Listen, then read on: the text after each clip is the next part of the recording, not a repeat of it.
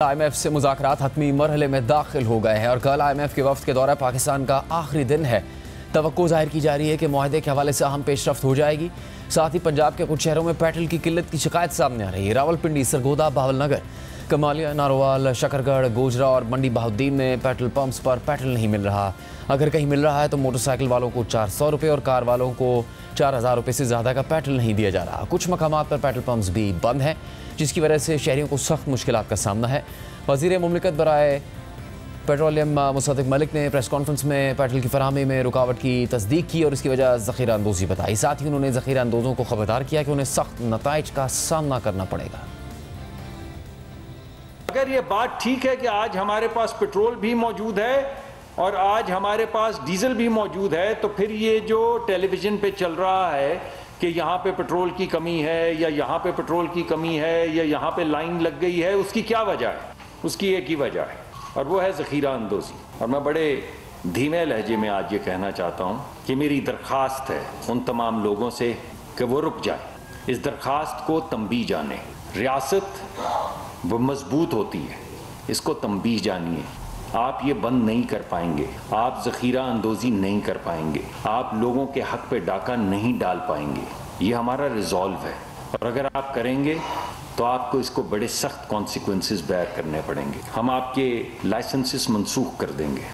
दूसरी जानिब IMF के साथ मुज़ाकरात जारी हैं। जियो न्यूज़ की दरा के मुताबिक IMF के मिशन चीफ ने वफ्द के साथ वज़ीर ख़ज़ाना इसहाक़ डार से मुलाकात की और मुज़ाकरात में अब तक की पेशरफ्त से आगाह किया और बताया कि mutual economic and fiscal policy मसवदा मुरतब कर रहे हैं और ड्राफ्ट आज फाइनल कर लिया जाएगा। IMF के मिशन चीफ ने बताया कि आज के मुज़ाकरात में फिस्कल पॉलिसीज़ पर तफसीली बातचीत हुई है। मुज़ाकरात में इस्लाहात और इनके नतीजे में किए गए इक़दामात पर इत्तफ़ाक़ राय पाया गया है। इससे पहले खबर सामने आई कि पाकिस्तान ने IMF से मुज़ाकरात की कामयाबी के लिए तरक्याती बजट में कटौती की कीमत तैयार कर ली है। 727 अरब रुपये के तरक्याती बजट में 350 अरब तक कमी हो सकती है। पहले ही तरक्याती बजट कीमत में 6 माह में सिर्फ 151 अरब रुपये खर्च किए गए हैं। अब तरक्याती मनसूबों के लिए फ़ंड जारी करने में सुस्त रवि बरकरार रखने का फैसला किया गया है।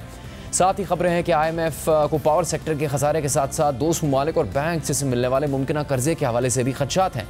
शहबाज राना की खबर के मुताबिक IMF ने वर्ल्ड बैंक और दूसरे ज़राए से पाकिस्तान को मिलने वाले 5 अरब डॉलर्स के मुमकिन कर्ज़ों के जल्द हसूल पर खदशात का इजहार कर दिया है। ज़राए के मुताबिक IMF को खदशा है कि चीनी कमर्शियल कर्ज़ों के अलावा 3 अरब 60 करोड़ डॉलर्स के कर्ज़ों के मिलने के इम्कानात कम हैं।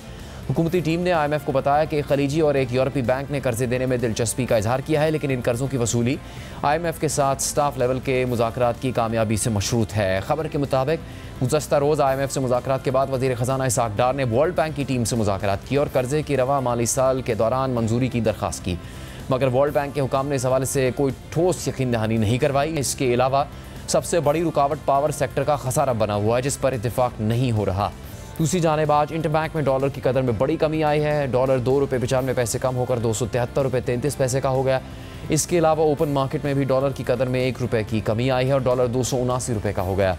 अब कल IMF के वफ्द के दौरे का आखिरी दिन है।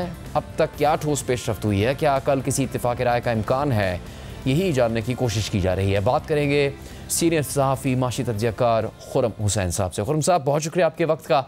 क्या ये पाकिस्तान की तारीख़ में IMF से सबसे मुश्किल और सख्त तरीन मुआहदा साबित होगा? चूँकि वज़ीर आज़म एक नहीं एक से ज़्यादा मरतबा कह चुके हैं कि किस तरह IMF की इंतहाई सख्त शराइत का सामना करना पड़ा है, एक एक रुपये पैसे के हिसाब को चेक किया जा रहा है। जुनैद, IMF हर दफ़ा ही एक एक रुपया एक एक पैसा चेक करता है, ये इसमें कोई नई बात नहीं है।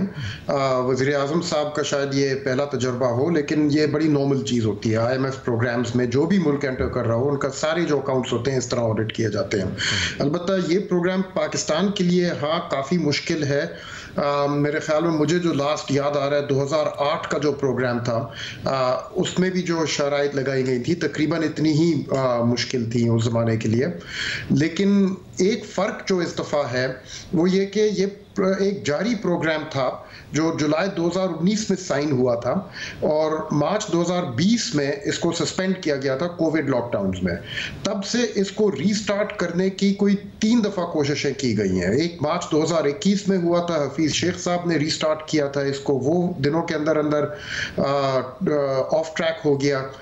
फरवरी 2022 में शौकत तरीन साहब ने इसको दोबारा रीस्टार्ट किया, तो ये दोबारा हफ्तों के अंदर अंदर ऑफ ट्रैक हो गया और फिर अगस्त 2022 में मिफ्ता इस्माइल साहब ने इसको रीस्टार्ट किया और दोबारा से ये ऑफ ट्रैक चला गया था।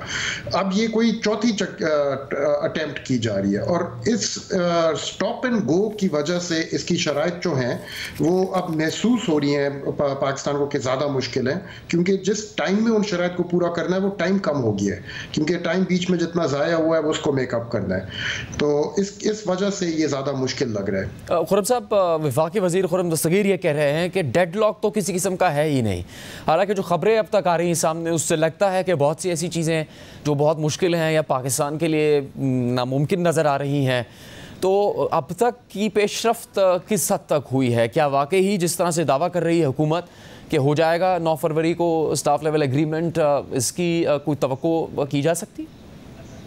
आई थिंक तवक्को तो की जा सकती है, क्योंकि अगर अब हम लोग इस स्टेज पे पहुंच गए हैं, जैसे भी आपने भी अनाउंस किया है कि memorandum of economic and financial policies, जिसको MEFP कहते हैं, कि अगर वो डॉक्यूमेंट आज रात तैयार होके आ जाएगा गवर्नमेंट के पास, ये एक क्रिटिकल स्टेज होती है जिसके अंदर फिर सारी शराइत जो हैं उनको और जो टारगेट्स होते हैं उनको एक अग्रीमेंट के फॉर्म में लिख के गवर्नमेंट को दिया जाता है। और अगर उम्मीद तो ये है कि गवर्नमेंट को ऑलरेडी इल्म है इस बात का कि क्या क्या टारगेट्स कहां पे सेट किए जाएंगे। तो अब अगर एक डॉक्यूमेंट रिसीव करने की स्टेज तक पहुंच गए हम लोग, जैसे हमारे रिपोर्टर्स के जराए उनको बता रहे हैं, तो उम्मीद तो रख सकते हैं कि एक दफ़ा वो डॉक्यूमेंट रिसीव हो जाए तो गवर्नमेंट को अगर उसमें कोई सरप्राइज ना नज़र आए तो फिर तो उसके बाद बड़ा स्ट्रेट फॉरवर्ड होता है कि आपने साइन करना है और स्टाफ लेवल एग्रीमेंट रीच हो जाता है। लेकिन अभी यही देखना होगा कि जब वो डॉक्यूमेंट आएगा तो उसमें गवर्नमेंट को कोई सरप्राइज मिलेगी उसमें या नहीं। मिसाल के तौर पेट्रोल प्राइस जो है, कई जो एस्टिमेट्स मैं देख रहा हूँ अनऑफिशियली जो लोगों ने खुद कैलकुलेट किए हैं, उसमें हो सकता है 50 रुपए तक का इजाफा मांगा जा सके। हो सकता है, ये बाहर के लोगों की कैलकुलेशंस हैं, अंदर की कोई खबर नहीं है।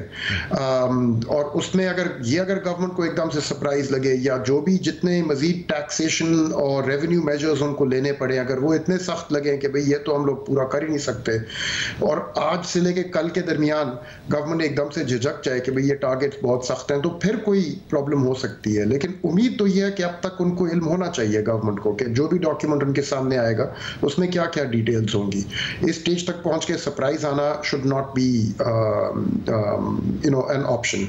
खुर्रम साहब, आपने पेट्रोल का जिक्र किया। अब तक जो शराइत सामने आई हैं, जो कुछ भी इन मुज़ाकरात की तफसील सामने आ सकी है, उससे क्या अंदाज़ा हो रहा है? क्या आवाम के ऊपर क्या असरात होंगे? पेट्रोल की कीमत बढ़ सकती है, बिजली महंगी होगी, टैक्सेस नए लग सकते हैं? देखिए जुनेद, जो एस्टिमेट्स मैं देख रहा हूँ उनमें तो पेट्रोल के ऊपर अगर 17% सेल्स टैक्स लगाना पड़े इस गवर्नमेंट को तो कोई, और वो मिला के डिवैल्यूएशन जो हुई है उसका इम्पैक्ट, तो मैं तो एस्टिमेट्स देख रहा हूँ जो इस हद तक जा रहे हैं कि हो सकता है 50 रुपए फी लीटर मजीद और इजाफा हो उसकी प्राइस में।